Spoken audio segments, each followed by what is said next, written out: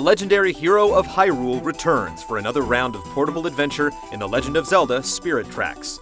The game borrows heavily from Phantom Hourglass, but several new mechanics set it aside from its predecessor.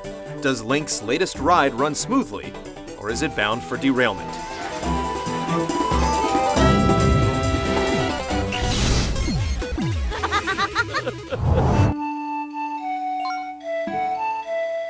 Set roughly a century after the events of Phantom Hourglass, Spirit Tracks tells the tale of Link and Zelda as they try to prevent the resurrection of an evil demon king named Malladus. The fiend had been imprisoned by the magical spirit tracks laid across the land, which have begun to mysteriously vanish, weakening their seal on the foe.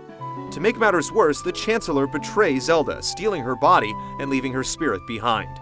With time running out, Link and Zelda must work together to restore the power of the spirit tracks, recover Zelda's body, and stop the land of Hyrule from falling into ruin once again. It may sound like a typical Zelda plot, but having the princess along for the ride for the first time feels like a breath of fresh air. The dialogue is top-notch, in particular the banter between Link and Zelda, which accounts for most of the game's memorable moments. The pacing is decent enough, although the first hour or so does linger on. And though the ending is predictable, the payoff is incredibly satisfying, especially for longtime fans.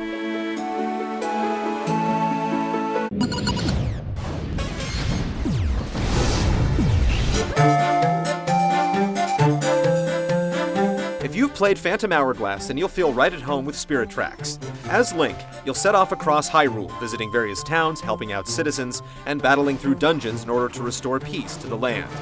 The first hour or so serves as a control tutorial, but it doesn't drag on like previous installments. The game also does a good job of not getting too repetitive with the formula, throwing in a lot of diverse objectives to complete prior to ever stepping foot in a dungeon. As for the dungeons themselves, there aren't that many in the traditional sense, but they're plenty challenging with clever puzzles and rewarding boss battles. Furthermore, the central dungeon, which you visit several times during the course of the adventure, just keeps on giving.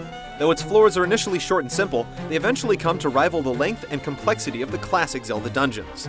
Those worried it'll play out much like the Temple of the Ocean King can rest easy, as there's no time limit, and you're never forced to retread old ground.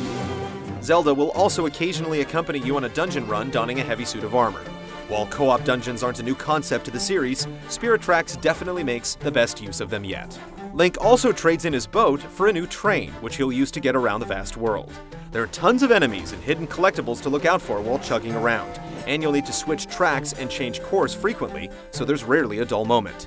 Though it is more restrictive since you can't deviate from the track's courses, it does cut down on the time you'll spend aimlessly wandering around.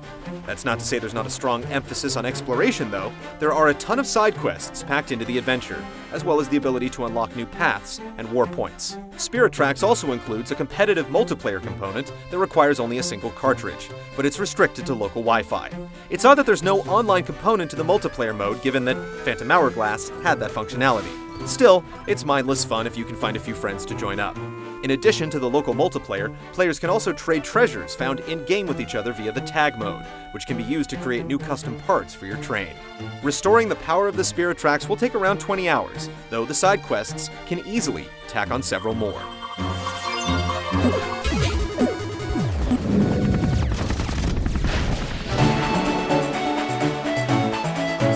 Just like Phantom Hourglass, Spirit Tracks primarily relies on stylus input.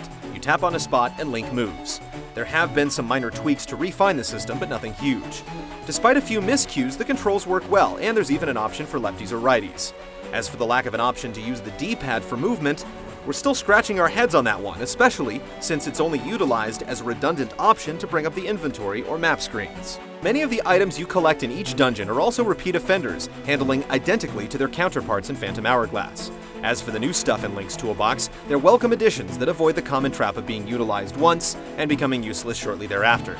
The big new item is the Spirit Flute, which makes use of the microphone and touchscreen.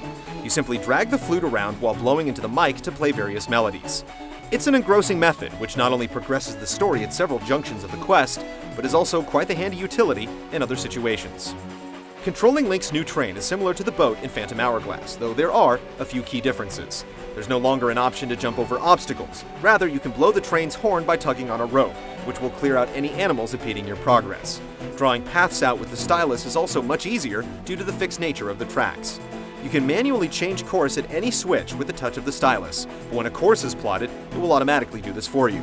You also have to manually stop at each destination, but it's very simple, and it can be a guilty pleasure to slam on the brakes. In general, everything handles much better than before, and there are more clever uses of the stylus and microphone.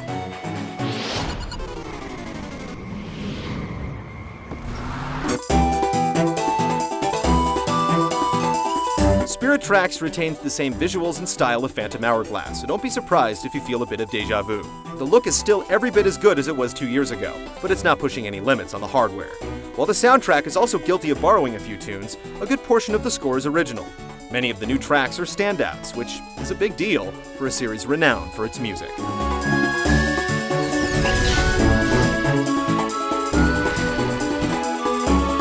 Spirit Tracks addresses all of the shortcomings of Phantom Hourglass and delivers a brilliant experience.